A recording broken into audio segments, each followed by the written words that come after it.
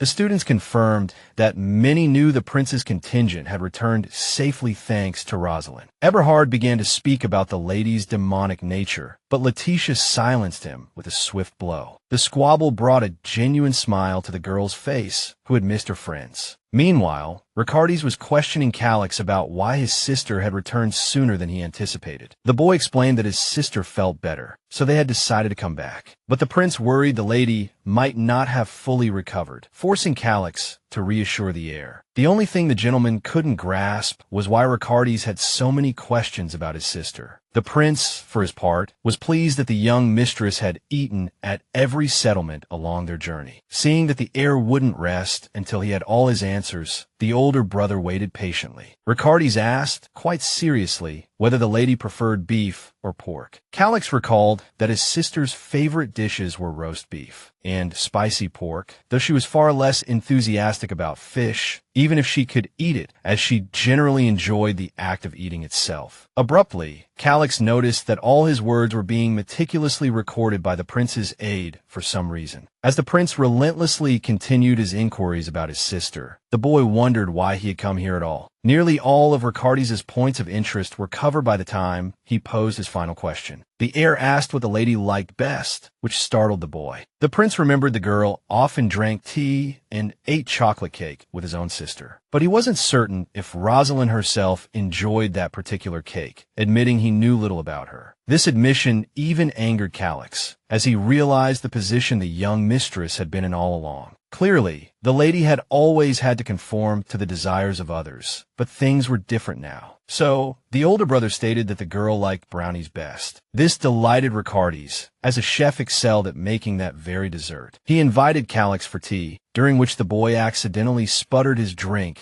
when the prince mentioned hearing rumors about him from the market. The heir clarified that he was interested in everything concerning Rosaline, including those she held dear. The older brother was utterly astonished when Ricardus somehow deduced his fondness for the scent of lychee. His Highness also noted that while the lady was known as the Dark Deity, most people regarded her favorably. Calix hadn't expected people to accept the girl despite her ill repute. The boy couldn't fathom why the heir would gather so much information about another person. The prince noticed Calix's distrustful gaze and simply sighed in response. Ricardes then offered the boy some earnest advice about maintaining vigilance in moderation. The older brother worried that at this rate, he might become unable to distinguish friend from foe and enemies. The second prince explained that while he might have seemed harsh before, he merely wanted to help the young man. For the first time, Calix seriously contemplated which side he would ultimately align with, recognizing it was a difficult decision. At that moment, the heir subtly suggested it would be beneficial if the lad chose his side. This presented an exceedingly tough choice for the older brother, even as he noted the first prince's position becoming increasingly precarious. However, the boy had numerous ties on Alpido's side, causing him to clench his fists. What worried the young man most was what his father, who ultimately supported the first prince, would say. Only Calix knew that neither the emperor nor Elpidio would ultimately stand by his sister. Yet, the young man was certain in his heart that even if forced to choose between his father and his sister, he would never abandon Rosaline. Furthermore, he refused to be put in a position again where he could only watch his sisters retreating back. Instead, the lad wished to remain by the lady's side, sharing her burdens. Consequently, Calix abruptly shot to his feet, startling his Highness, who hadn't anticipated such a move. He even inquired if the young man had recalled some urgent matter, but that wasn't the point at all. In fact, the older brother had decided to pledge his loyalty to Ricardes, and to this end, he knelt on one knee before the prince. But the heir himself was unprepared for such an unexpected turn, as evidenced by his expression. The prince's personal aide was just as stunned, having had no inkling that this would occur. The aide attempted to reason with Calix, explaining he was too young for such a momentous decision. But regardless of their arguments, the young man proceeded to swear his oath of fealty to his Highness. Then, the secretary tried to compel Ricardes to intervene, but even the prince lacked the authority to do so. Thus, despite all entreaties to reconsider, Calix completed his vow, now intending to serve the heir. Both the second prince and his aide were left frozen, unsure of how to proceed. The older brother reminded Ricardes that he could not break a sacred oath, prompting a sigh from the lad. Seeing how his actions had rendered the atmosphere so awkward, the young man let out a hearty laugh. Simultaneously, he declared his intention not to join the White Knights, although he would align himself with the prince. Hearing this, Ricardes concluded that the siblings' shared bloodline was evident, as their mannerisms were strikingly similar. Calix explained he could be of greater service handling documents rather than fighting. Moreover, he would fully demonstrate his capabilities when he eventually inherited his father's affairs. The heir sighed once more, admitting that when he had hinted at cooperation, this was not the outcome he had envisioned. Regardless, he resolved to understand precisely how Rosaline's brother had arrived at such conclusion. And the lad candidly confessed that he sided with the second prince solely because the lady held him in high regard. So, Calix was making all these decisions now simply for the girl he wished to remain with. Ricardes looked into the young man's eyes, recognizing the same courage he had once noted in Rosa's gaze. Nevertheless, he confessed his inability to bear the weight of accepting such a sacrifice, so the prince could only hope he wouldn't regret it. Only then did his Highness dare extend his hand to bless his new knight. Calix eagerly awaited the conclusion of this ceremony, already feeling immense pride in himself. And the aide, who had silently observed the young men's conversation, was greatly surprised by the heir's decision. Once the ritual was complete, Calix admitted he hadn't expected the prince to accept his oath. To this, Ricardes replied that he didn't trust the lad, but he did value his sister immensely. The young man clenched his fists, understanding himself that his fear of losing Rosaline was overwhelmingly strong. Therefore, from that moment on, for his sister's sake, Calix resolved to serve the second prince with the utmost loyalty. Later, over tea, the young man attempted to probe whether the heir was aware of Rosaline's true nature. Ricardes answered quite calmly that he had known for a long time, as it was impossible not to notice how Rosaline, once gentle towards everyone, had suddenly become utterly formidable. Calix then asked if the prince believed a demon had truly entered the girl's body, but His Highness stated that, in such a case, she would not have fought so fiercely to protect him, much to her brother's surprise. The prince recalled the day he had harshly reprimanded an innocent young lady, an act for which he still felt ashamed. Therefore, Ricardes suddenly requested that her brother, Calix, not reveal to his sister, Rosaline, that he was aware of her true identity. This time, Calix did not ask the prince why this was necessary. Instead, he simply obeyed. After the young man departed, the heir summoned Chloe, and they began discussing the fact that Queen Float's power was waning. This was partly because Hackub had somehow managed to make her fall in love with him. These events made Ricardes worry about the outbreak of civil war. His aide, Chloe, suggested that Ilibini would likely remain largely unaffected by these developments. Chloe rose to leave, promising to keep a close watch on the situation. At that moment, the prince suddenly asked if she wished to see her fiancé, but the girl turned back and replied that her meeting with Raymond could wait, because she was busy. The prince's secretary shivered inwardly at the bride's coolness, but the heir himself understood the lady's position. Just then, the aide reminded him that His Highness could ask Chloe about what Calix had told them. Instantly, an image flashed through His Highness's mind. The day Rosaline died, someone had pushed her off a cliff. Moreover, the young lady herself had little memory of it, so no one could truly say what happened that day. The only certainty was that the killer had acted without hesitation, despite knowing their victim. The fact that no one had yet been exposed made Ricardes realize they were dealing with a dangerous adversary. According to Calix, it wasn't Rosaline who had returned, but her reflection, yet the lady's personality remained unchanged. However, even if the killer understood this, they still acted cautiously, which puzzled the prince. He understood he must unravel this matter with the utmost care to avoid bringing disaster upon himself. Just then, Calix sought out his father, Burton, for a conversation, and Burton immediately began to reprimand his son. In response, the son asked his father if he himself wasn't worried about the daughter he refused to visit. In reply, the man furiously demanded how the boy could call that thing his sister. For the first time, Calix learned that his father had known all along about the girl's true nature, even though the father himself had spread rumors that the lady was a benevolent demon, indicating he harbored suspicions. Nevertheless, the young man was still astonished that the Count could reach his own conclusions even without knowing about the reflection. Calix stated he felt his father avoided visiting his daughter because he knew nothing about her. To this, Burton told his son not to be so insolent and to stop clinging to that evil spirit. But the boy could now make his own decisions, so he had no intention of obeying his father's wishes. Next, the Count reminded him of his duty to protect the family and their home, Illyria. Only, Calix believed the threat lay with the first prince. Obdio was truly willing to endanger the lives of everyone around him to get what he wanted. For some reason, the Count was convinced that the first prince was a manageable threat. Calix was greatly surprised to hear that his father had no intention of allowing Ricardes to ascend the throne, and indeed, the man was extremely severe, his expression changing drastically. He recalled an incident from many years ago when the Emperor, Reno, had smashed plates in the palace out of indignation. The ruler was deeply troubled by his waning influence, yet powerless to change anything. Whispers circulated among those around him that Elpidio had long surpassed his father and was far superior. Fueled by the hatred burning within him for his own son, the ruler even overturned his comfortable chair. The emperor genuinely could not comprehend why people still placed such importance on divine power. He turned to his loyal aide. Burton was summoned to resolve his issues. With madness and fury in his eyes, Reno asked if it was time for him to kill Elpidio. These words greatly alarmed the Count, even though all this anger was not directed at him at all. Seeing the confusion on his aide's face, the ruler shouted even louder that Burton should protect him. At this very moment,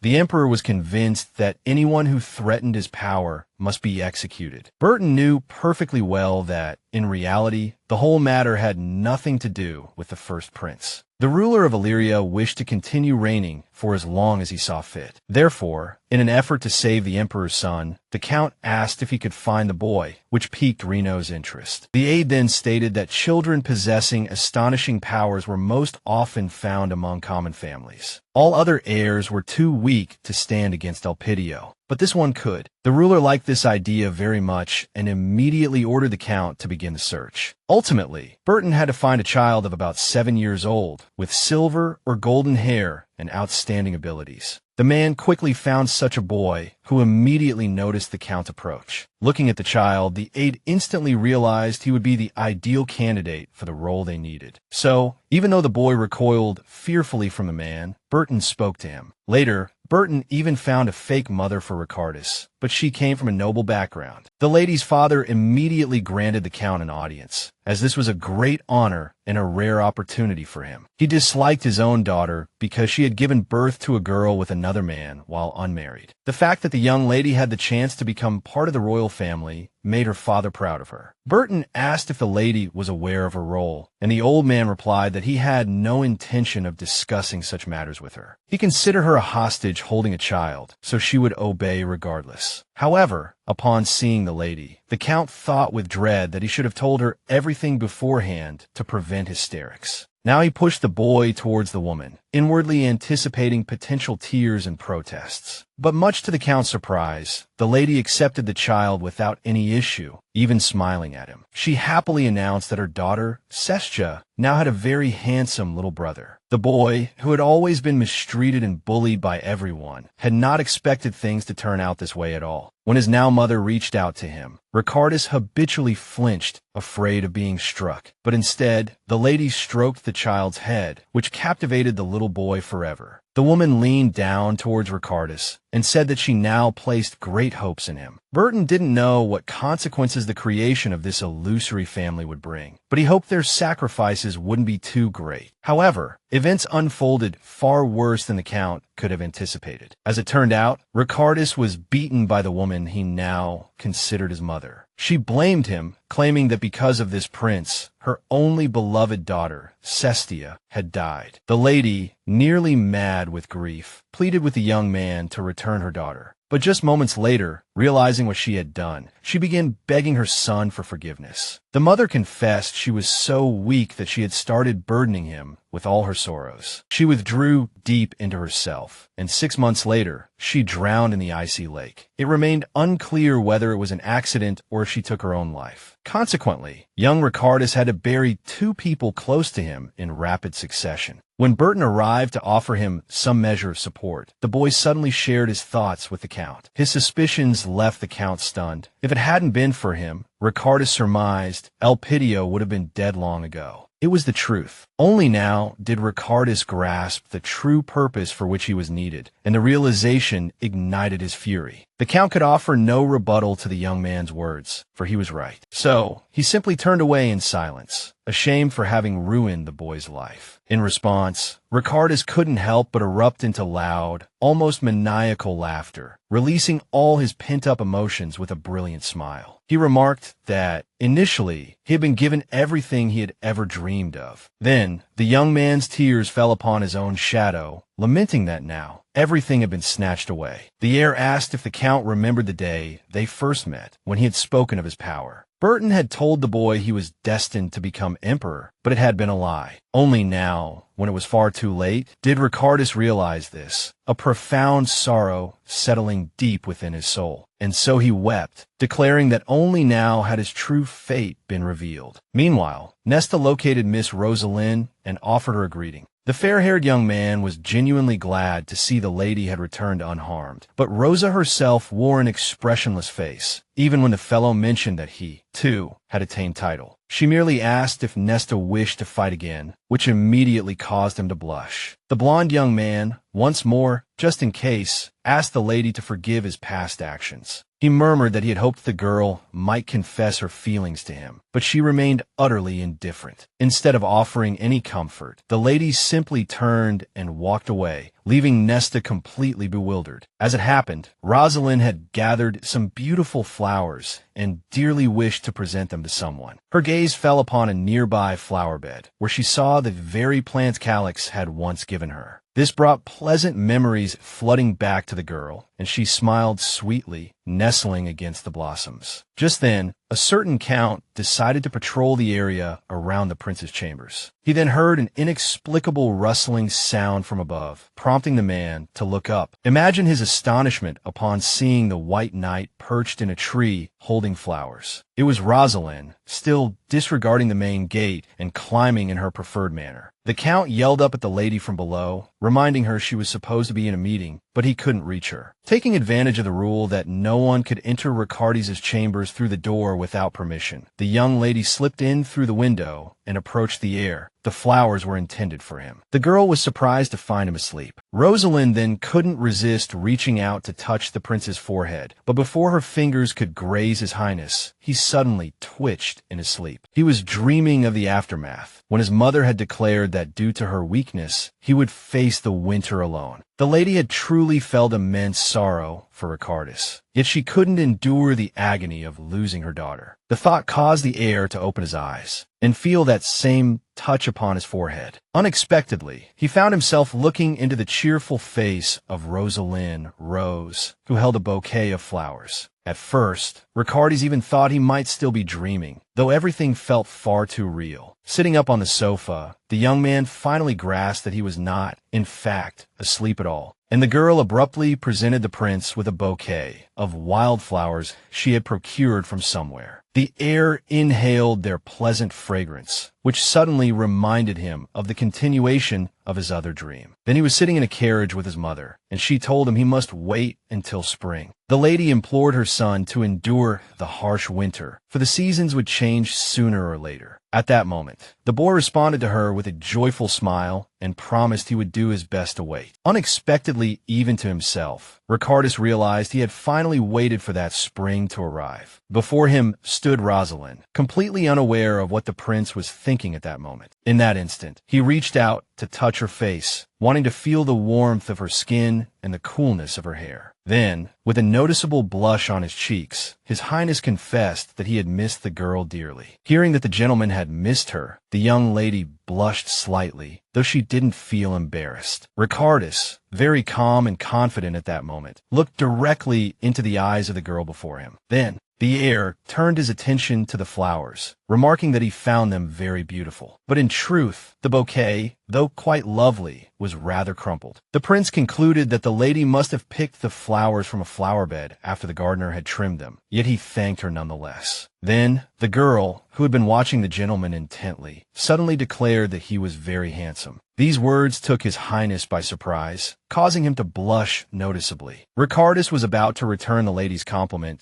but noticed how disheveled she currently looked. So the prince almost forced out a compliment, stating that the young lady's eyes were very sharp. Then he added that her eyes were also very similar, which ultimately left him slightly flustered. Later, after Rosaline had settled into a chair, the prince's aide entered the office and was very pleased to see her. The man noted that the lady indeed looked quite well already, just as he had been told. So he reminded the girl that she needed to inform Captain Nathan of her return, which she had not yet done. Ricardis listened as his aide gently chided the lady and chuckled happily at this. Finally, he asked his secretary to stop explaining, saying the young lady was already quite tired. Rosaline thought she had gotten away with it in the end, and so she happily continued her pleasant meal. Seeing this, His Highness smiled contentedly and even inadvertently blushed faintly once more. The heir's gaze was noticed by the aide, who was greatly surprised, as he couldn't believe the prince favored this girl. Just then, Ricardis himself touched Rosaline's face, as there was a crumb on it. The heir brushed it away for her with ease and skill, informing the girl. The aide was shocked again, but the secretary had no right to say anything to His Highness, as it was his life. So all the man could do was remark that the prince didn't follow the usual path, which surprised him. The second in command recalled Calic's words that they now faced an image of unknown nature. The aide remembered this and thought how the prince hadn't even blinked upon hearing such a truth. Moreover, observing the heir now, the secretary felt that Ricardis had even started treating the lady better. Indeed, never before had the gentleman been able to smile so calmly and radiantly in someone else's company. Seeing that the prince could finally be genuinely happy, at least in these moments, the aide did not disturb him. A little later, he reported to the heir that the fifth prince, Diaz, had secretly contacted Balter for some reason. Ricardus knew Diaz had worked closely with Elpidio, but it wasn't clear if he was acting on Elpidio's orders. The aide himself believed that this time the man, Diaz, was acting entirely independently. This surprised the heir, as Diaz had always been the one who obediently stayed in the shadow of the first prince, Elpidio. Lately, conflicts between Elpidio and Ricardus over the throne had frequently erupted within the court, yet the latter, Ricardus, was keenly aware that it was nearly impossible for the emperor to permit an heir without blood ties to ascend the throne. Therefore, the prince found the former's, Elpidio's, attempt to overthrow him somehow utterly laughable and absurd. But even though the true heir had yet to be determined, the intense competition during this period prevented other princes from joining the fray for the throne. However, there were still some who could potentially pose a threat, such as Elpidio's younger brother, named Thailand, or the fourth prince known as Rahilance, who had now voluntarily relinquished his claim to power. All the other heirs were still too young or too weak, so no one took them into consideration. Consequently, Ricardus couldn't fathom whether Diaz had decided to exploit the quarrel between the princes to seize the throne for himself. Rosaline, who had been silently listening to all these conversations, didn't even attempt to utter a word herself. The aide noticed that the lady had finally grasped the gravity of the situation and was thus behaving as quietly as possible. But in reality, the girl was still terribly hungry, so her thoughts were consumed by this fact. Suddenly, the second prince paused his conversation, having heard the lady's stomach rumble. When the gentleman inquired if Miss wished to eat, her face instantly lit up with joy, and she answered affirmatively. Observing this scene, the heir concluded that Rosaline was an exceedingly charming girl. Thus, he permitted her to go rest and eat, but the lady objected, stating she was to guard the prince. Then the aide remembered it was currently festival time, and Miss could take a stroll through the city. He informed Rosaline about the event, mentioning several times that there would be food, yet the girl stubbornly declared she must protect the prince and would do so regardless. However, it was clear from the lady's expression that she longed to attend the festival where abundant food awaited. Then Ricardus took the young lady to find Nathan, stating his desire to attend the festival. The prince had to ask the captain if he would permit him to leave the city now. What surprised the man most was that it was Rosaline who volunteered to accompany His Highness. To this, Ricardus explained that he suddenly had some matters to attend to, and the young lady had kindly agreed to accompany him. But at the moment, the captain couldn't simply let the girl, who was supposed to attend the festival, leave. This was all because Miss had never submitted the reports that all knights were required to complete. As a result, the heir waited until evening for Nathan and Rosaline to finish everything. The man proudly announced he had expedited the process. Otherwise, they would have taken much longer. So Nathan requested that the lady reread the knight regulations upon her return from the festival. His Highness understood he couldn't help Rosaline in this matter, so he simply went to prepare for the outing. The captain was once again surprised by the second prince's sudden decision to attend the festival. But this man had no intention of letting the heir leave unprotected, so he assigned him a contingent of strong men. For some reason, even Levon, whom nobody considered target, joined this small troop. Besides the highest-ranking knights, Nathan also assembled a lower-ranked but still formidable team. Thus, an escort for the second prince, which the heir hadn't requested, was quickly formed. Since Rosaline's and Ricardus's hair colors were too conspicuous, the aide requested they wear hoods. The Shadowless Night Festival itself was held on the day the moon shone brightest in the sky. But what impressed the lady most was the astonishing amount of delicious food available everywhere. His Highness smiled as he watched the girl, pleased that she enjoyed everything around her. But the prince himself was deeply troubled by an unfortunate circumstance he couldn't currently combat. The issue was that his guards stood out starkly in the crowd, though they themselves didn't notice. Therefore, the heir demanded his men adopt nicknames for themselves and refrain from acting like soldiers. The men were momentarily flustered, busying themselves with choosing names, but Ricardus simply turned a blind eye to their confusion. Then, an aide approached the girl who had chosen the name Rose, informing her that that delicious meat was being sold around the corner. To his surprise, the lady abruptly and rudely demanded he stop calling her that. Just at that moment,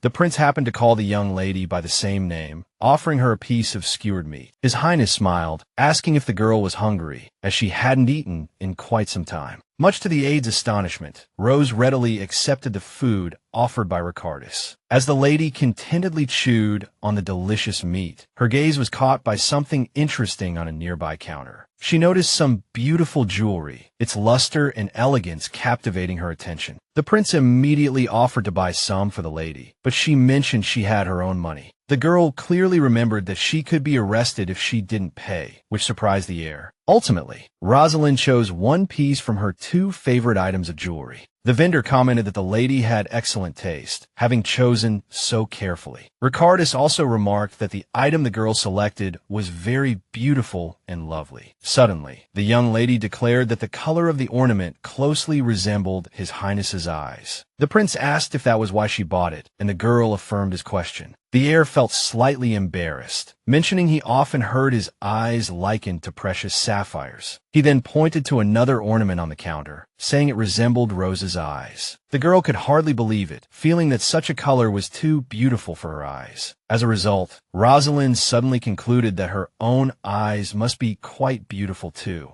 Ricardus couldn't help but confirm this, though he hadn't expected the young lady to state it with such confidence. So he smiled happily and nodded, as he himself believed the lady possessed more than just beautiful eyes. The knights watched their master, barely recognizing him due to his gentle behavior. Then, the aide tried again, calling out to the lady that there were delicious meat skewers around the corner. This time, the young lady was finally persuaded and followed him, leaving the prince alone. Seizing the opportunity, Ricardus turned to the seller and purchased the green ornament. Meanwhile, the lady herself was ecstatic at having found enormous and delicious meat skewers. The girl was overjoyed, already imagining how she would savor it. Suddenly, Rosaline realized she had become too lost in her daydream and had wandered into a completely unfamiliar area. Unlike the rest of the city, there were no decorations here. However, Rose remained unusually calm, deciding to eat first and figure things out later. Nevertheless, the lady couldn't help but notice the lack of festive atmosphere in these streets, which meant she was lost. She remembered that if the knights got separated, they were to wait for each other at the main square. Suddenly, a few unfamiliar men approached the lady, their intentions clearly hostile. But just as they got close to Rosaline, someone gently placed an arm around her shoulders from behind. He wrapped his arm around the lady, bringing her under his protection, and none of the men dared to touch her. Rose hadn't expected someone to suddenly step up and protect her in these dark streets. Yet, this man was no stranger to the lady. She readily recognized the voice she'd heard on more than one occasion. The ruffians, however, remained oblivious to the identity of the figure standing before them and readied themselves to strike. The prince realized his clandestine appearance alone wouldn't compel the brigands to retreat, and so Diaz, for it was he, drew back part of his hood, meeting his adversary's eyes. He glared fiercely at the foolish thugs, his gaze intense enough to suggest murderous intent. Because of his masquerade mask, the men mistakenly assumed he hailed from the west. Diaz inquired if the bandits were waiting for a personal introduction. At this, they pleaded for forgiveness, claiming the darkness had prevented them from recognizing the stranger as the prince. Rosaline hadn't anticipated such a swift and simple resolution, though she certainly didn't object. Once the danger had fully subsided, the man turned towards the young woman, asking if she was indeed lost. Seeing as it was true, the prince offered to escort the lady back to the festival grounds. As they walked, she sensed tense, hostile stares seemingly converging on them from all sides. But just then, Diaz assured her she needn't fret about the surrounding adversaries, explaining that as long as Rosaline remained by his side, none would dare draw near. It remained unclear why the fifth prince possessed such confidence in his declaration, yet his reassuring smile prompted Rosaline to place her trust in her companion and dismiss her fears of being watched. Before long, the man guided the lady onto a path that led directly towards the main square. He adjusted his mask, which had grown uncomfortable, before removing it entirely. Diaz confessed he had other matters to attend to, meaning they would have to part ways. Yet, he didn't seem ready to leave just yet, drawing closer to her instead. He murmured quietly, asking the lady not to reveal their encounter today to anyone. With a smile, he added that he, too, had lost his way and preferred the incident remain unknown. Rosaline readily believed her companion, assuring him she wouldn't breathe a word of their chance meeting. In response, the fifth prince offered a sweet smile, clearly pleased by her promise. Before departing, he bid the lady farewell, expressing his relief that she had returned alive. It wasn't the first time Rosaline had encountered this phrase. She understood it was something of a common expression. Nevertheless, the lady replied that she, too, was glad he remained unharmed. Diaz seemed genuinely delighted by her words, a faint blush rising to his cheeks in slight embarrassment. Rosaline, meanwhile, silently watched his retreating figure fade into the distance. She couldn't fathom how the prince had been so certain that no one would dare harm them within that perilous area. In any case, it was time for the lady to return. Upon finding her companions, the aide sharply reprimanded her. He mentioned the prince had been greatly displeased by her absence, but another knight prudently cut him off. Just then, Ricardus himself called her name. Rosaline braced herself, fearing his anger, but instead, he unexpectedly reached out, gently touching her arm and asking if she was injured. Rosaline assured him she was all right,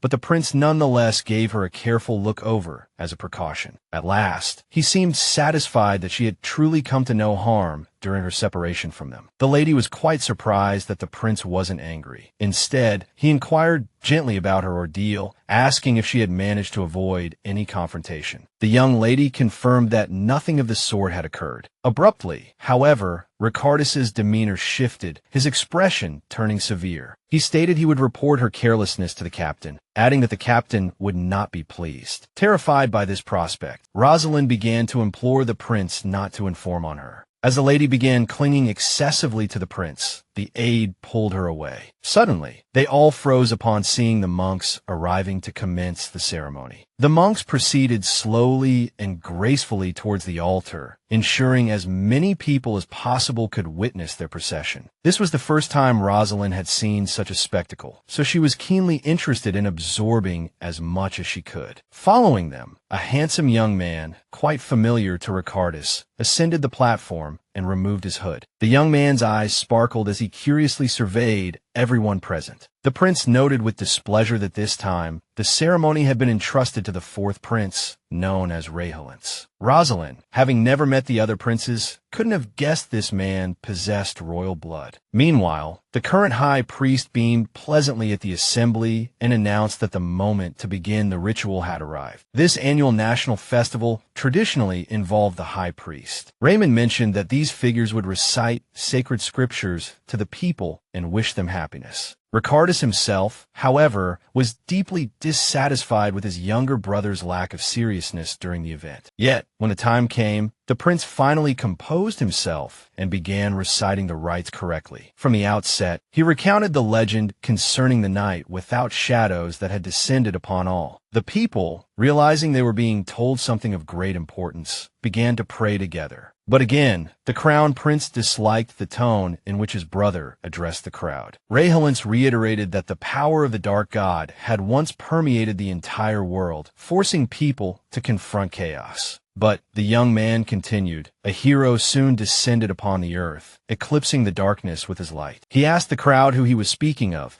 but the people remained uncertainly silent, afraid of giving the wrong answer. Then, much like at a children's party, Rosaline himself shouted the name Idolabum, the god of light. A little girl, not yet understanding the decorum, began chanting the name along with the priest. Rosaline noticed this, immediately praised the young lady, and presented her with a sacred book. The fellow unabashedly remarked that the book contained a lot of gold, so she could sell it for a good price. Next, the high priest blessed the day the forces of light triumphed over darkness, and then he began to pray that the god of light would continue to protect everyone from new encroachments of darkness. However, the man suddenly confessed that he himself wasn't entirely sure if these two gods even existed. Hearing his brother's words, Ricardus was appalled at how poorly he was conducting the ceremony from a sacred standpoint. Rosaline even skipped a portion of the story, stating he simply wasn't interested in that part. Only after all this did the priest finally bless all the city's inhabitants in the name of the god of light. He asked the people not to sin and to remain healthy, then added that the ceremony was concluded. concluded. The prince instructed the monks to distribute jugs of holy water to the residents, from which everyone was to take a sip. The crowd immediately surged past the crown prince, eager to experience this healing as quickly as possible. One of the prince's aides nervously pointed out that the fourth prince had concluded his address far too quickly. Ricardus knew this himself, but he also knew there was one part his younger brother never neglected. Consequently, Rosaline would personally bless the water in the jugs for weeks. Seeing the people drinking the water with joy, Rosaline wanted some too, but it was explained to her that it wouldn't work for her. Just then, Ricardus was suddenly reminded again of the scene where the lady had been gravely injured. He realized he had wanted so desperately to save her at that moment that he had relinquished all his own sacred power. The prince wasn't sure if those two powers could have counteracted each other back then, but there had certainly been an effect. However, only now did the crown prince realize he might have personally made things worse. He dared not even imagine what he would do if Rosaline were to suddenly perish, and so His Highness pledged to himself to learn as much as possible about that dark power. He was meant to be engrossed in thoroughly researching divine and dark energies, a study Ricardus could only conduct within the temple where his younger brother, Rosaline, now nonchalantly served as high priest. A few days later, Eberhard and Letitia were ecstatic over their new swords. Standing beside them were Rosaline and Raymond, the very individuals who had bestowed these gifts upon them. They announced that the two students were now officially granted the title of knight, catching both completely by surprise. The boy and girl blushed deeply, feeling they still had so much to learn. The gentleman explained that, as was customary, seniors of higher rank would gift fine swords to their juniors, which is precisely what they had done. Following this, Letitia and Eberhard once again thanked their mentors for all the time dedicated to them. Meanwhile, Raymond himself somehow remained off to the side, with no kind words directed his way. Suddenly, the students asked the lady if she could continue instructing them both, at least teaching them something. To this, Rosaline responded with great enthusiasm, affirming that she would certainly help her former pupils. But just then, the gentleman interrupted the young lady, reminding her that there were, in fact, other important matters to attend to.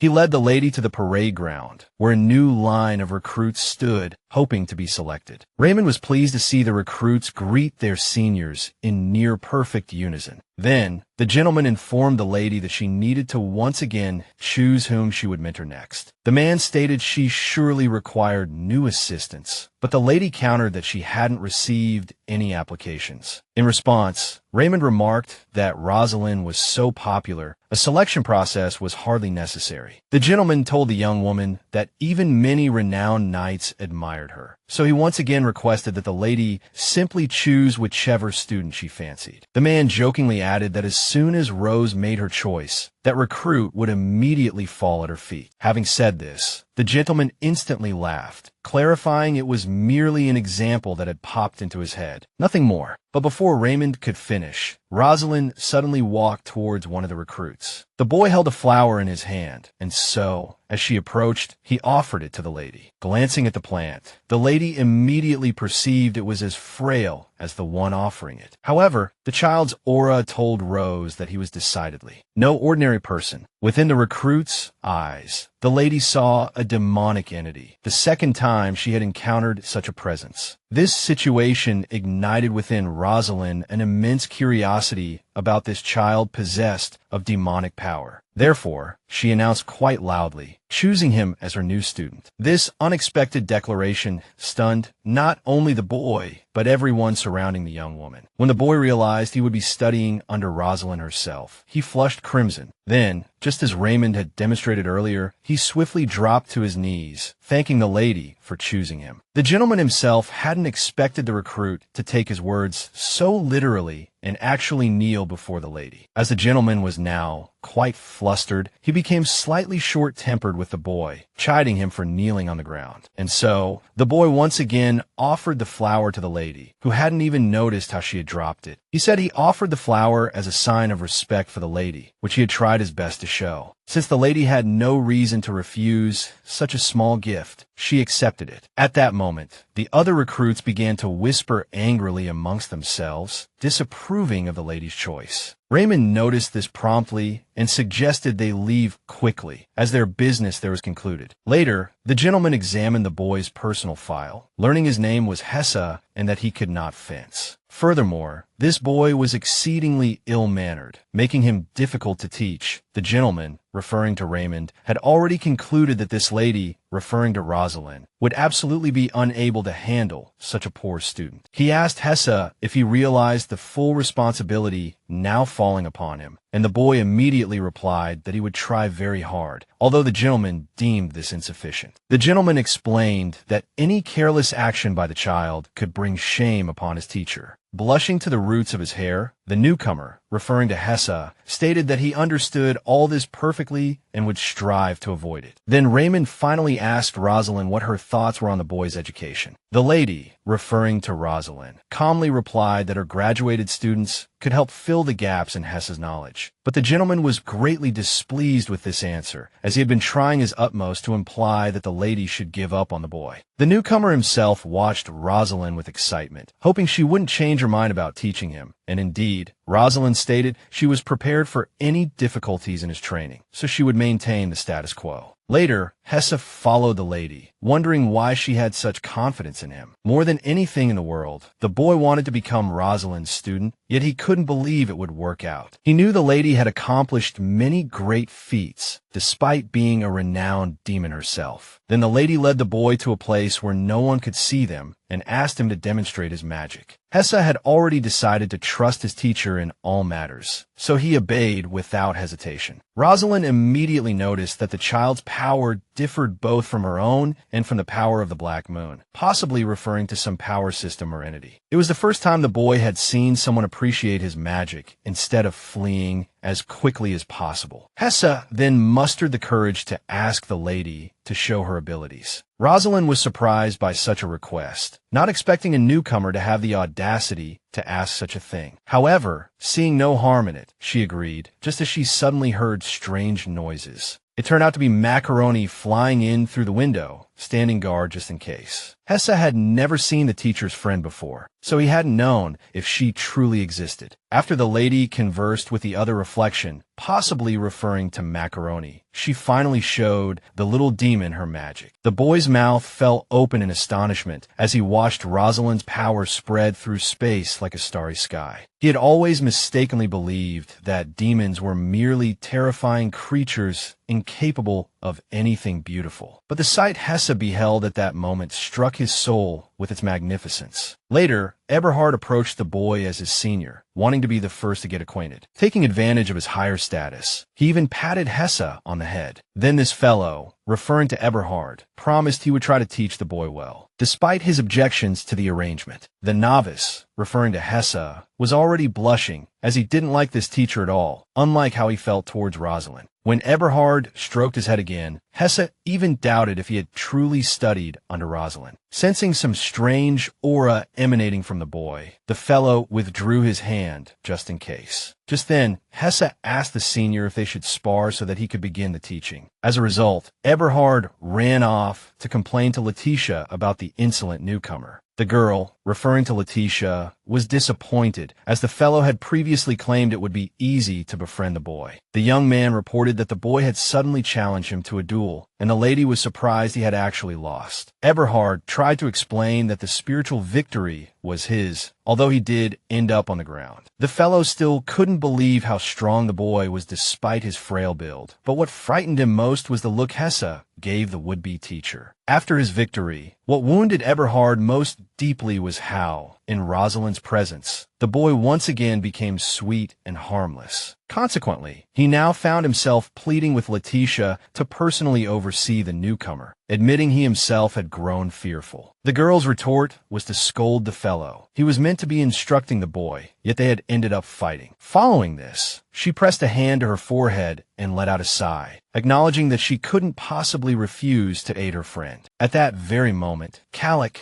accompanied by his assistant, was navigating the city's shadowed alleys, intent on locating demons. The gentleman harbored considerable displeasure towards his aide for the scarcity of information gathered before their departure. At the very least, the young man knew their required destination, somewhat simplifying Calic's search. Calic arrived at the venue where clandestine fights took place, certain that one of the demons resided somewhere within. Here, at this very instant, several intense bouts were unfolding, so fierce that one combatant was violently thrown against the net. Simultaneously, those who had placed wagers on him roared their dissatisfaction, demanding the fighter rise and resume the battle. The assistant stared, scarcely believing they had ventured all this way into such a grim locale. Calic, however, remained resolute, unwilling to halt before achieving his objective, and thus directed his assistant to locate the demon. The aide swiftly scanned the vicinity and, almost instantaneously, pinpointed the object of their quest. This individual manifested as a middle-aged fighter, his body a canvas of scars, crowned with strikingly green hair. As the man approached, the assistant offered him the most amiable smile he could muster. He went so far as to propose buying the fighter a drink, yet, for reasons unknown, the offer was immediately declined. Subsequently, Calic himself addressed the demon, requesting pardon for approaching him with such abruptness. The green-haired man instantly discerned from the posture of the silhouetted figure before him that he was in the presence of nobility. The moment Calic drew back the hood obscuring his features, the man somehow recognized him at once. Without a trace of awkwardness, he proclaimed that standing before him was none other than that famously handsome and affluent young nobleman. Observing this exchange, the assistant found it nearly impossible to stifle his laughter, further incensing Calic. At length, the man introduced himself as Jared and inquired as to why they sought the services of a demon. The young gentleman had anticipated such inquiries and was thus entirely unperturbed. The fighter, however, struggled to fathom why this aristocrat would personally venture into such an obscure district merely to meet with him. He was aware that Calic's sister was a demon of formidable power, from whom Calic could presumably have learned all he needed. Calic himself recognized the seeming irrationality of his actions, yet he remained determined not to retreat. Calic surmised he could fabricate numerous explanations that might ultimately mislead the man, but he felt disinclined to do so. Instead, he confessed candidly to the fighter his desire to prepare for a worsening state of affairs. When a man inquired as to the young noble's meaning, Calic did not respond immediately, instead drumming his fingers nervously upon his chair. After a brief interval, Calic admitted that he feared war,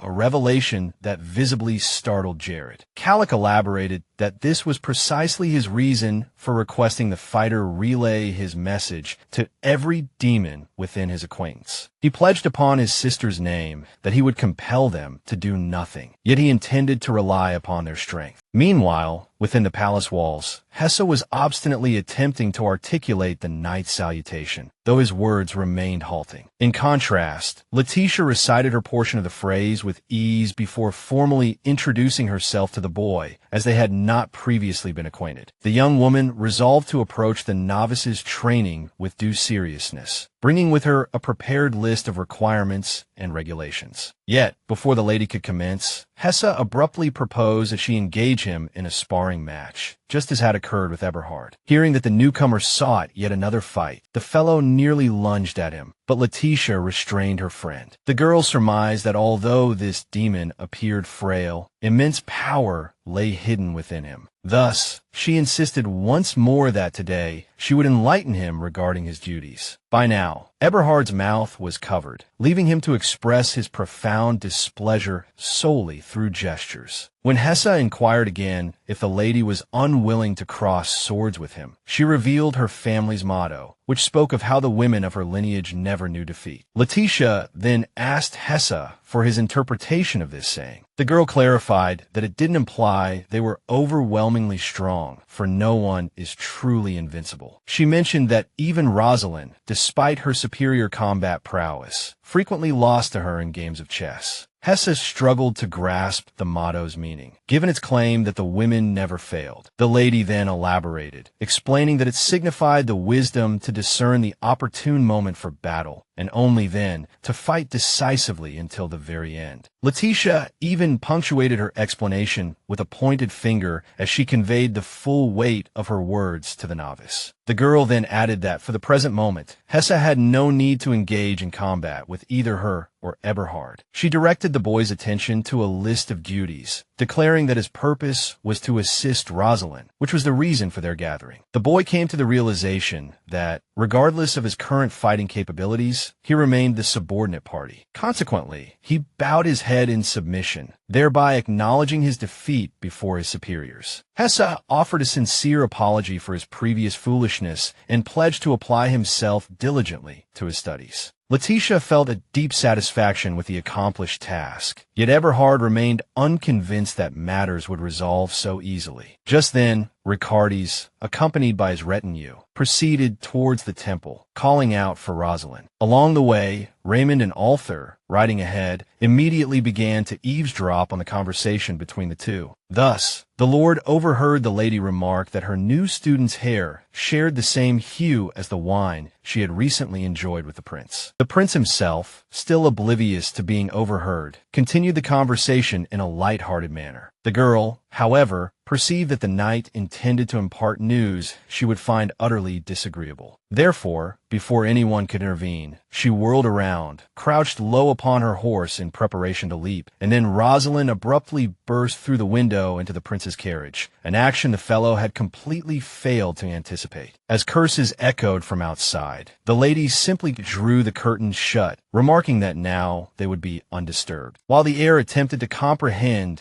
the unfolding events, Rosaline turned towards him. She drew nearer, stating she had something she wished to tell him, causing Ricardes to blush even deeper. As the girl closed the distance, the prince shut his eyes, though uncertain himself of what he anticipated. Then, Rosaline suddenly whispered that her new ward was a demon, a revelation that profoundly shocked the heir. However, the lady quickly reassured him that the boy was not of the Black Moon. Therefore, it was permissible to collaborate with him. A short while later, Ricardes, having not expelled the lady from his carriage, inquired if she had visited the main temple. The girl recalled that this had indeed occurred, and vivid, beautiful images of the place instantly flooded her mind. Abruptly, Rosaline heard the tolling of bells, and her countenance underwent a drastic transformation. For no apparent reason, while the second prince himself remained utterly unfazed upon noticing the monks ringing the bells, the girl became inexplicably terrified and began to murmur about needing to flee. A vision flashed before her eyes, herself running desperately amidst a crowd. Then Ricardes called her name, having noticed that something was clearly amiss with her, but she offered no response, instead leaping violently to her feet, startling the unprepared heir even further. Then, the lady suddenly sprang upwards with all her might, colliding with the carriage roof, an impact duly noted by the knights outside. As a result of the violent collision, the young lady developed a large bump on her head, despite being a demon. His Highness solicitously asked if Rosaline's head hurt, to which she could only nod in response. The prince then comforted the girl, saying she shouldn't have leaped up so suddenly without considering the consequences. Meanwhile, the lady still couldn't comprehend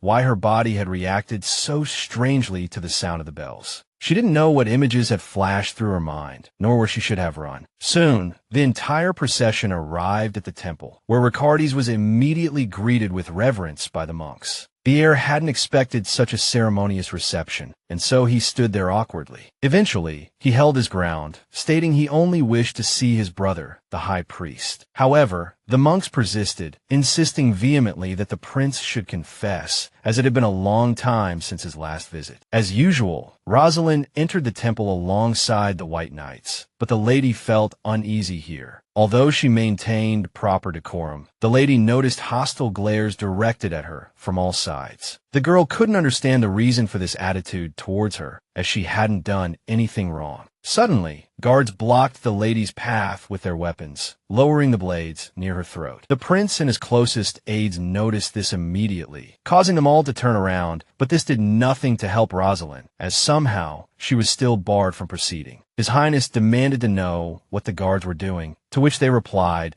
they were merely enforcing the laws of the temple. One of the knights elaborated, reporting that since ancient times, demons were forbidden from passing through the sacred gates. Riccardi's already knew Rosaline's true nature, but he didn't want to reveal it to her, so he hesitated. The prince then questioned whether Idolabim himself had instructed the monks to uphold this law. When the guards stated they were simply told to follow orders, the heir even raised his voice. He recalled the legend, according to which, long ago, a light had illuminated the people and granted them happiness. And now, for some reason, demons were also forbidden from entering the temple of the priests. Since the guards couldn't provide a clear answer, Riccardi's declared that no law is eternal. He took a step closer, reminding them that one must obey the will of the emperor who serves the god of light. The prince stated that the ruler himself had personally appointed this lady to his retinue, yet the guards were barring her passage. When the heir asserted that pointing weapons at his companion was a personal threat to him, the guards could not refute it. His Highness then tossed the weapons back at the men, who bowed to him in fear. Then, the young man approached the lady with concern, asking if she was all right, to which Rosaline affirmed. The retinue immediately rushed to the lady's side to comfort her, the secretary even producing a biscuit from somewhere. While she was being soothed and fed, Rosaline remained silent, but she deliberately turned to face the guards. She finally understood that, for some reason, all these people implicitly regarded her as an enemy. A short while later, Riccardi's approached a priest and inquired about Rosalin's whereabouts. In response, the man bowed, stating that the young man was unwell and therefore not receiving visitors. But the heir didn't believe these words, knowing full well how indolent his brother could be, before going to see the priest. However, His Highness suddenly ordered Rosaline to leave. He explained that he didn't wish for the lady to overhear the conversation, and thus requested Raymond to escort her away. Although the prince felt regretful about treating the girl this way, he couldn't yet tell her the truth. However, the heir permitted the lady to use force if necessary, despite Nathan voicing his objection. Consequently, the captain, presumably Nathan, asked Raymond to protect Rosaline should the need suddenly arise. That lord had long been prepared to act, and was quite pleased, having been inactive for some time. However, much to the captain's alarm, the prince did not approve of his approach and requested that Raymond be watched. Ultimately, it was Sven, a man she barely knew, who accompanied Rosaline, though the young man was remarkably tactful in his communication. He immediately noticed the girl's unease, caused by the angry whispers circulating everywhere, labeling her a demon. The young man promptly suggested they leave if the lady felt uncomfortable, but Rosaline refused. They stepped outside, when suddenly, a familiar voice called out to the girl. It turned out the fifth prince had also come to the temple and was now quite delighted to encounter the lady. Dias immediately perceived Rosaline's discomfort, and she admitted she disliked the atmosphere there. When the boy saw the surrounding monks, he instantly understood what the lady meant. He then asked Sven if he might be permitted to escort the girl away from this place. The fifth prince explained there was a park in the backyard where they could stay, as few people ventured there. Consequently, the knight allowed the two acquaintances to depart, and the boy led the girl to a quiet and peaceful spot. Rosaline thanked His Highness sincerely, which surprised him, as he didn't feel he had done anything significant. But the lady explained she felt much better in this place, for which she was grateful to the boy. In response, Dias offered a sweet smile, saying he was very glad if he had truly been of help. Suddenly, the boy reached out to touch the girl's hair, remarking that she truly resembled her. The lady hadn't expected to hear such words from the fifth prince, so she stood there uncertainly. After a few moments, Rosaline gathered her courage and asked him what he meant by those words. Dias suddenly turned quite serious, adding that the young lady bore a strong resemblance to someone he used to know. Rosaline was already rather apprehensive when the prince finally declared that she reminded him of his dog. The lady couldn't comprehend what was happening, and the boy quickly explained that he had a puppy when he was little. He adored the lively little dog, named APHA, and often played with her near his home. True, she would often tear up his homework or ruin snowmen if he left things unattended, yet the girl still couldn't believe she was being likened to an adorable puppy. Meanwhile, Dias recounted how APHA had caught a cold one day, wheezing constantly and losing interest even in food. So that day, no matter how annoyed he'd been by all her mischief, the boy still prayed for the little dog to get well. Only then did the lady finally grasp that Dias had been fond of the dog and hadn't meant to insult her at all. Seeing the thoughtful expression on the girl's face, the fifth prince smiled sweetly. Eventually, the boy couldn't resist reaching out to grasp the lady's cheek, intending to tease her, and then gently pinched it between his palms, something the lady had absolutely not expected. Dias himself laughed merrily, remarking that the young lady was as endearingly bothersome as his puppy. Just then, Ricardus was finally granted entry into Rosaline's chambers, greeting his brother listlessly. However, the priest leaped up, exclaiming that had the heir informed him of his arrival sooner, he would have gone out to meet him. To this, the second prince stated he had already mentioned he was coming, glancing around and noting the untidiness of the boys' living quarters. Rosaline, realizing some tidying was indeed necessary, began picking up books from the sofa. At that moment, Ricardus mentioned having seen his speech at the ceremony. The boy immediately flushed, honestly admitting his embarrassment over it. But the heir decided to keep one thought to himself. If the emperor had witnessed that sermon, he would have killed his fourth son on the spot. The high priest suddenly asked if he had appeared imposing, but the prince did not think so. It was only then that Rosaline remembered he actually had a guest and decided to offer him some refreshment. Ricardus told him not to trouble himself, but his brother wouldn't listen, already starting to rummage around. Eventually, he found something that looked like food, though he wasn't certain if it was still edible. The second prince suddenly recalled that originally, the imperial family had 6 princes and 7 princesses,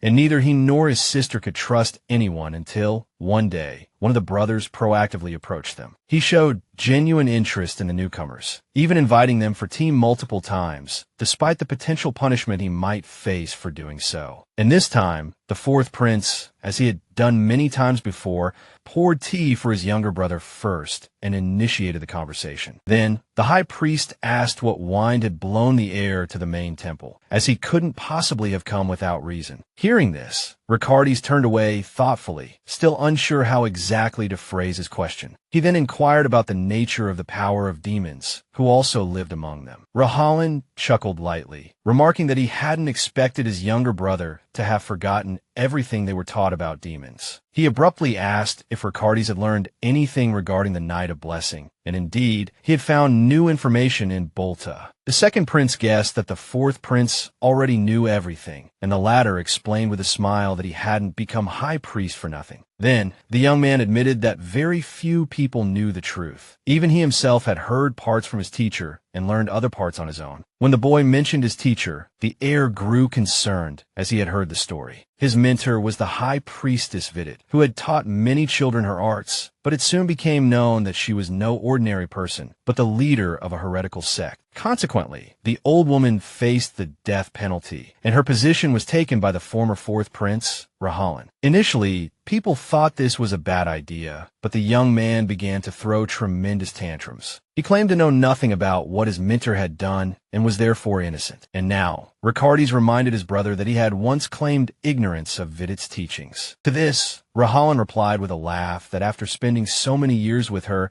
it was impossible not to know such things. However, the boy stated that his mentor had not created a new religion, nor had she spread it. According to legend, the White Knight could not merely be a product of divine power. It also required demonic power. But Albania had long yearned to rule the world, and thus expelled all demons. The teacher tried to speak the truth, and that was precisely what ultimately cost her life. The elder brother asked Ricardus if he knew that the White Knight's birth was thanks to the power of the imperial family. He confirmed this, and then Rosaline asked which family possessed demonic power, and where these people had disappeared to, which surprised the second prince. Only now did he realize that people with divine power were simply born continuously across the continent. But Ricardus had never thought about demons in quite the same way, which saddened him. Rosaline drew his attention again, asking him to focus on just one thing. That was the fact that a powerful demon had now appeared among them, whose name was now known to all. Therefore, the fourth prince advised his brother to be careful if he wished to protect that lady, which surprised the prince. Ricardes noted that the high priest had changed a lot since their last meeting, and the boy agreed with him. He then requested that no one be told his secret, and the priest smiled slyly. In response, the high priest admitted that now he hoped the second prince would not be harmed, even if he had to take risks. After this, their conversation concluded, and the heir was pleased that he had learned even more than he had planned. The excess of information gave His Highness a splitting headache, but now was not the time for that. Suddenly, spotting Sven alone, he asked where the knight had left Rosaline. The knight explained that the fifth prince wished to spend some time with the young lady, so he hadn't interfered. But this news truly startled Ricardes, as it was entirely unexpected. He furiously questioned Sven how he could entrust the lady to a stranger so easily. The knight tried to explain that Dias wasn't a stranger, but the prince's glare was so terrifying that it silenced him. Ricardes himself rushed towards the backyard where the young lady was, moving as quickly as possible. One can only imagine his astonishment when he saw Rosaline and Dias unusually close. Moreover, it seemed the fellow was deliberately closing the distance between them. With each passing second, what terrified His Highness most was that the two now looked like a genuinely infatuated couple, and the fifth prince was casually feeding Rosaline, who offered no resistance whatsoever. This situation further enraged Ricardes, though he didn't even realize he was jealous. The air crackled with his barely suppressed fury as he hissed under his breath. How dare his brother speak to Rosaline like that? To avoid ruining everything himself, the prince turned to his loyal aide, instructing him to interrupt the pair. The young man, clearly not understanding what was happening, asked His Highness if this was the way he had taught him. Just then, Rosaline noticed the approaching group and watched them with a markedly serious expression. Everyone was surprised when the girl suddenly stood up, as no one had yet had a chance to call her over. But somehow, the lady moved with an exceedingly sharp aura that intimidated those around her. As she moved, Rosaline abruptly broke off a small piece of stone from a nearby rock, though her purpose was unclear.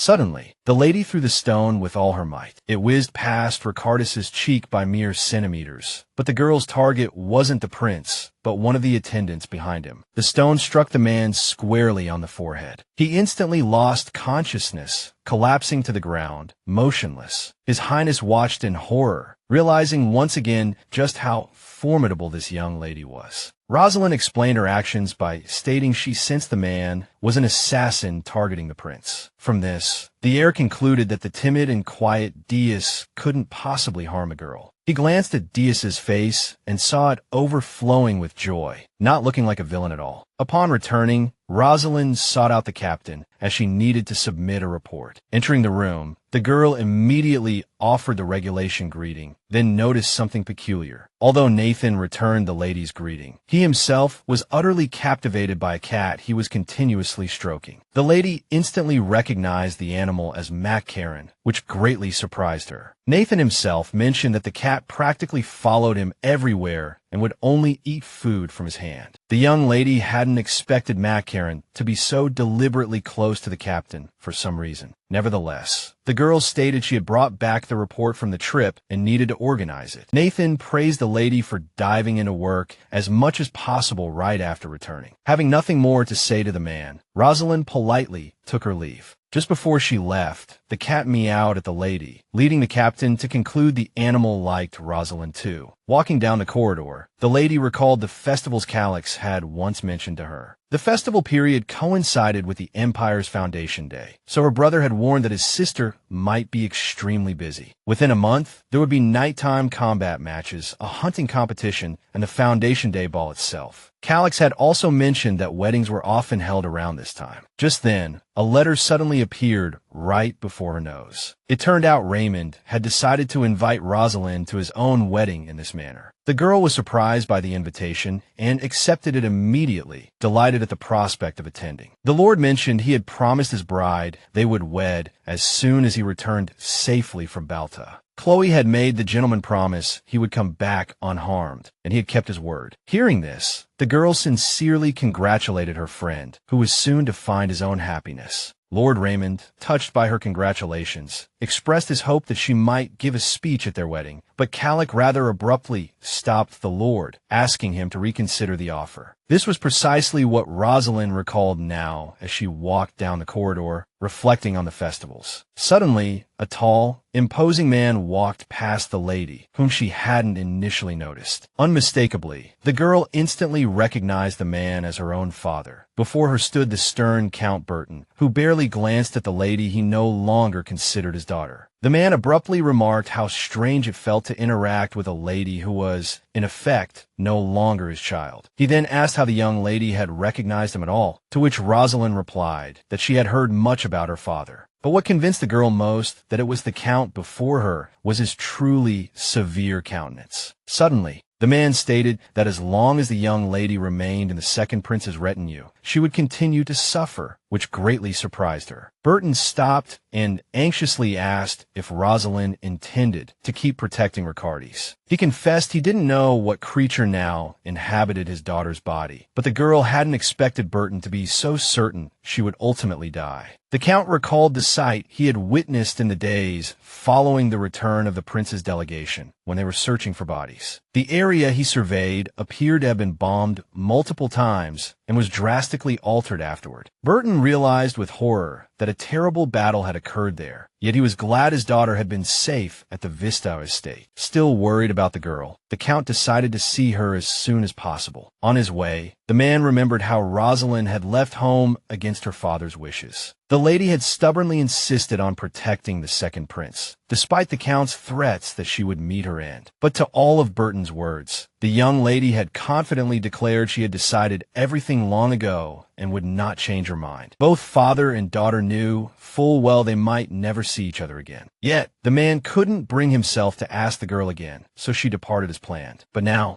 Rosaline suddenly proclaimed that she wouldn't die at all, just as she hadn't died the last time. This unwavering confidence astonished the Count, who hadn't anticipated such a response. The lady then abruptly reminded him that it was the man who had helped conceal the fact that she was different now, but he retorted it hadn't been for her sake. Realizing her father had done so much merely for the family's honor, Rosaline asked if he felt any sadness. To this, the man replied that since Rosaline had left home, she was no longer his daughter. But the girl repeated her question about sadness, and this time Burton couldn't answer easily. He changed the subject instead, asking the lady why she protected the second prince so fiercely. Months ago, Rosaline would have answered readily, citing her duty. But now she couldn't find the precise answer, so she pondered for a moment, the silence stretching between them. Then the young lady asked her father why he defended his lands, perplexing the Count. However, he was soon able to reply that he did so because they were precious to him. The lady liked this answer, so she placed a hand on her chest and replied that she protected Ricardes because he, too, was precious to her. Okay, hearing this, the Count was so stunned he couldn't utter a word for several minutes. Then he asked in amazement, both fearful and curious, just what kind of existence this girl truly was. The lady recalled the first time she faced such a question, calmly replying she was an image or a shadow. But now, the girl smiled sincerely and proudly declared that she was simply Rosaline. A little later, when the Count's family arrived at the restaurant, all the waiters were utterly dumbfounded. The issue was that no one expected such a noble family to appear in an ordinary establishment. The service staff were also quite perplexed as to why a cat had accompanied the people, and only Calic noticed the surrounding commotion, which made him blush. When he found out his father had invited his daughter for dinner, he had immediately and intentionally joined the family gathering. Ultimately, the fellow noted that the only thing missing from their feast was a mother, which would have made it a complete family reunion. Noticing Rosaline still hesitating and looking at the menu, he asked if she had decided what to order. The lady answered affirmatively, while her brother realized such an atmosphere would surely give him indigestion. He hadn't seen his father since their last argument, which made him feel quite awkward. Consequently, the fellow couldn't comprehend what the reason for their unexpected meeting might be. While everyone was silent, Rosaline managed to feed Macaroni some meat, which delighted her greatly. Suddenly, the father told his children that, for some reason, he had an ominous feeling about his future. Then, the girl and the boy almost simultaneously advised the Count to be more careful if he was worried. The man looked at them and remained silent, as his sense of anxiety did not diminish even after hearing their words. Suddenly, he stood up and told Calic that he had already informed his mother about everything concerning the current Rosaline. The brother hadn't expected this, although he understood it was now difficult to hide the lady's true situation from Madame. He was very afraid this might be a heavy blow to his mother, though she ought to be able to cope. Burton suggested his son write a few letters to comfort her. The Count himself had no intention of visiting his wife yet, despite not having seen her for so long that he might have forgotten her face. Abruptly, he turned towards Rosaline, who was still feeding Macaroni. Without a word, the Count approached the lady and reached his hand towards her face, but she didn't move. Then he abruptly snatched their family ring from the girl's neck. Yet the lady still offered no resistance, while Calic jumped up on the spot, understanding how important this item was to their family. Holding his daughter's family ring, Burton pondered what he should do with it now. The man had a thought. What if time could be turned back? How would everything be then? However, the Count did not want to look back at the past anymore, nor fear anything because of it. Thus, he suddenly knelt on one knee before Rosaline and gently took her hand. The man continued holding the lady's hand, saying he would steadfastly defend his empire. Then he placed the family ring on her finger and asked the girl, in return, to protect her own things. The lady was incredibly happy that the Count had, for some reason, decided to support her. Just at that moment, her carriage was approaching Ilabina, which pleased him as he wanted to see Rosaline. Even after several days, the lady still remembered her father's words about needing to protect her own things. The girl didn't fully understand what her father meant by her own. Was it Ilabina? But she often glanced towards the second prince, who sat thoughtfully in the carriage. His Majesty was uneasy that Kakab was approaching his country, but there was no further news, so the heir promised himself to find out about the guest from Bolta at all costs. What he currently knew was that the prince, Hakab, had left his country alongside the princess, Ganjay. What troubled Ricardes most was his complete lack of knowledge regarding what Hakab might be plotting at this very moment. Furthermore, the prince, Ricardes, was concerned about the situation between Rosaline and the son of Balta's ruler, Hakab. Despite the necessity, the second prince had absolutely no desire to bring the young lady, Rosaline, before Hakab, because a user of demonic power would be exceedingly useful in such a peculiar meeting. Just then, the lady, Rosaline, met the prince's, Ricardes's, gaze and immediately offered him a sweet smile. Waving her hand. Upon their arrival, Hakab instantly greeted Ricardes with exuberant joy, as if he were an old friend. He rushed forward, enveloping Ricardes in a tight embrace, though the latter was clearly less than thrilled about it. Out of courtesy, the heir, Ricardes, sullenly expressed his hope that the son of Balta's ruler was doing well. Suddenly, the foreign guest, Hakab, stepped back slightly, looking directly into the second prince's face. He then remarked that Ricardes was as splendid as ever, which did not surprise Hakab in the least. Having paid all necessary respects according to etiquette, the son of Balta's ruler turned his gaze to the figure behind the prince. Rosaline stood there. As a knight, she currently had no right to converse with anyone. Hakab confidently strode towards the girl, intending to quickly embrace her. In greeting, abruptly, Raymond threw himself directly into his highness's, Hakab's, arms, thereby preventing him from reaching the lady, Rosaline. Raymond immediately began asking Hakab how he was doing and how his journey to Ilabina had been. This conversation successfully kept Hakab from approaching Rosaline, exactly as Ricardes had hoped. After a moment, the son of Balta's ruler, Hakab, expressed his insincere regrets regarding the attack on Ricardes. To this, the prince, Ricardes, offered polite thanks, though he knew Hakab was merely feigning concern. Hakab immediately turned to the prince and the lady, Rosaline, behind him, having heard they had repelled the attackers. He requested that the young lady, Rosaline,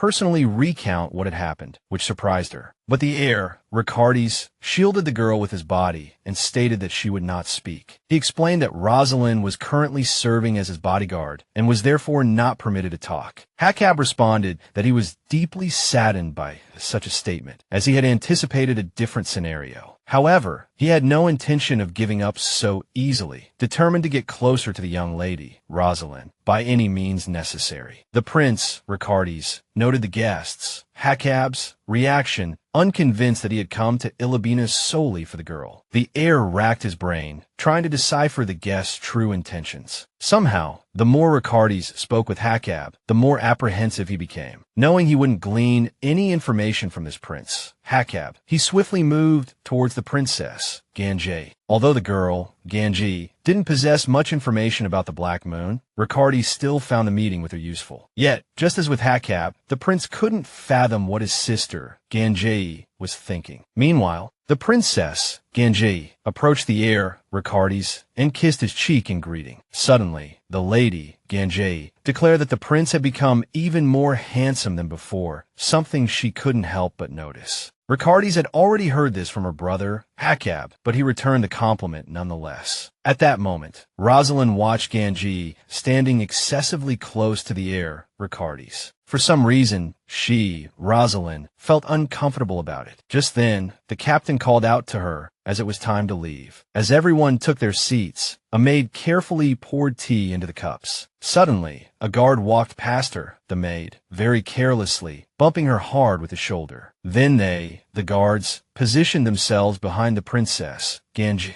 remaining silent and continuing to foster a tense atmosphere. Ricardes thought with displeasure that Ganji's guards were, for some reason, carrying an excessive amount of weaponry. The princess noticed the prince's displeasure and remarked that she couldn't dismiss these men, as they did not follow her orders. When the princess, Ganji, referred to those guards as demons, the heir, Ricardes, looked towards Rosaline in alarm. Unlike those who had merely accepted the power of the fragments, true demons were exceedingly difficult to detect. It was simply unclear why Hakab would bring these modified soldiers along. Moreover, the prince couldn't fathom why the princess would divulge such useful information to him, while Ganji herself simply smiled sweetly at the heir, feigning innocence. Suddenly, she declared that these guards wouldn't harm anyone. They were merely here to provoke her. The girl chuckled, remarking how amusing it was to watch their stern faces. Ricardes struggled to maintain a polite expression, still failing to grasp what the lady truly intended to convey. Just then, one of the guards advised Ganji against speaking too freely about them. Yet the lady offered Ricardes another clue, stating that none of her brother's spies were present here. She abruptly asked the guard if they couldn't maintain contact with Hakab from a distance, because proximity was quite disgusting. The guard once again hinted the girl should calm down, to which Ganji responded with a mournful yawn. The heir noted that despite the princess's bold words, her guards still held her in check. The prince surmised that Hakab severely restricted the lady's movements. Ganji herself rose, concluding the conversation by stating her brother wouldn't dare harm her. Following this, the girl ended her meeting with Ricardes, as it was long past time for her departure. As the ceremonial event commenced, the heir stood apart from the crowd, holding a glass of wine, when suddenly, the Levon brothers approached him, bringing Ricardes some news. Indeed, the man whispered that the delegation from the Raksha nation had arrived. Word had come that Bethlehem Fleet, after resisting for so many months, had finally lost the war. The prince immediately grew curious about who had replaced the fallen Bethlehem in the Raksha nation. Abruptly, a servant announced the arrival of a new Bethlehem from Raksha, and a child appeared before everyone. Moreover, the boy was clearly terrified by the multitude of eyes upon him. He blushed furiously, lowering his head, trying to remain inconspicuous. Witnessing this, Ricardes thought to himself that the nobles of Raksha had evidently gone mad. He also glanced towards Hakab, knowing his familiarity with the defeated fleet. But that man,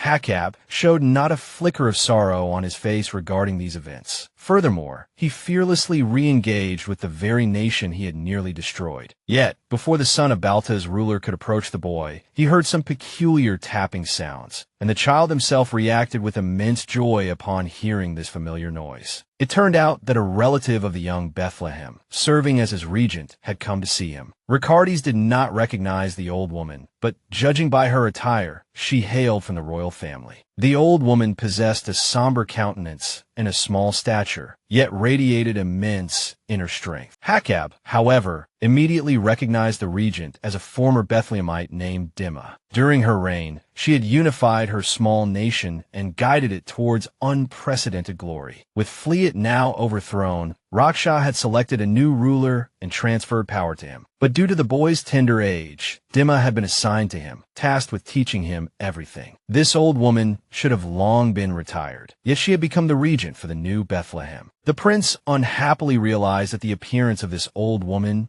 Dimma, would significantly complicate his entire plan. Yet Ricardes felt a sense of satisfaction that Hakab, the destroyer of Raksha, might finally face his due retribution. As the boy and the old woman, Dimma, stood gazing at each other, no one knew what would happen next. Unexpectedly, Hakab, in his usual characteristic manner, beamed with great delight, announcing what an honor it was to meet the new ruler. The young man, Hakab, clearly not expecting his adversary to make the first move, reacted calmly, replying with impeccable politeness that he, too, was pleased to encounter the prince, Ricardes, in such a crowded place. The prince, Ricardes, then turned to the lady, Dimma, unsure how to address her, but she clarified that she was now merely the regent. The old woman sensed, with every fiber of her being, that she held the upper hand over the fellow, Hakab, who had charmed her granddaughter. She stated calmly that she was also pleased to meet the Prince of Balta, Hakab, as they had never crossed paths before. Suddenly, the regent, Dimma, surprised him by suggesting that perhaps Hakab was waiting for someone else. Ricardes, who had been observing the exchange from the sidelines, once again relished seeing his enemy, Hakab, cornered. Although the heir of Balta, Hakab, tried to feign composure, Dimma was clearly issuing a threat. Abruptly, the old woman, Dimma, silently and deliberately dropped her cane onto the floor, instantly drawing everyone's attention. Hakab recognized it as a provocation. Now he was obliged to stoop and assist her. Left with no alternative, the fellow, Hakab, began retrieving the cane as courteously as possible. Dimma, just as deftly, thanked her enemy, Hakab, for his help, though she radiated an air of menace. The woman, Dimma, suddenly leaned closer, remarking that she hoped Hakab might visit their country one day, adding that Flat would also be delighted to see him. The prince, Ricardes, understood that what awaited Hakab in Raksha was imprisonment. Meanwhile, the regent, Dimma, declared that her nation remembered all kindnesses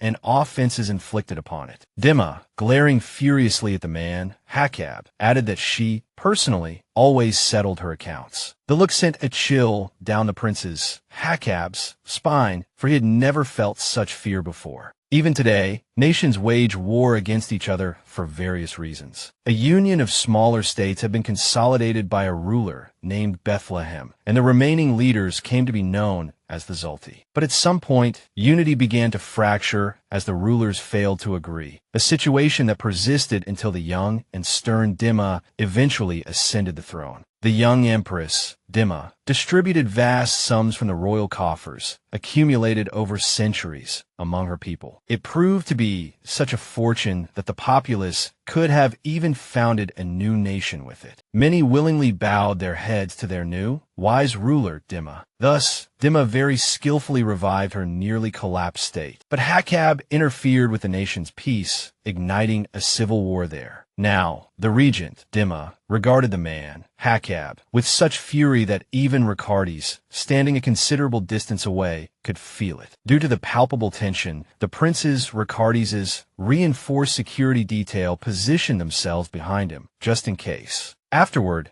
Hakab departed the room, followed by the anxious gaze of the second prince, Ricardes. He then turned his attention to the representatives from the Raksha nation. It was impossible not to notice them. It just remained unclear who would be the first to approach the new Bethlehem and its regent, Dimma. Suddenly, under the watchful eyes of all present, Calix strode boldly towards the rare foreign guests, Bethlehem/Raksha representatives. It was evident from the man's, Calix's, face that his mind was made up free of any doubt. Realizing where the young man was headed, Ricardes hurried forward and intercepted him immediately. The prince, Ricardes, asked with concern if Calix had truly considered his decision. Rosaline's brother, Calix, not expecting anyone to stop him, froze in place. Then the fellow suddenly broke into a cheerful smile, asking the heir, Ricardes, not to worry about him. But despite the young man's, Calix's, light-hearted words, Ricardes only felt more apprehensive for him. Calix himself, however, nonchalantly crossed the entire hall towards Bethlehem and the regent, Dimma, drawing the gazes of the onlookers. Neither the old woman, Dimma, nor the boy,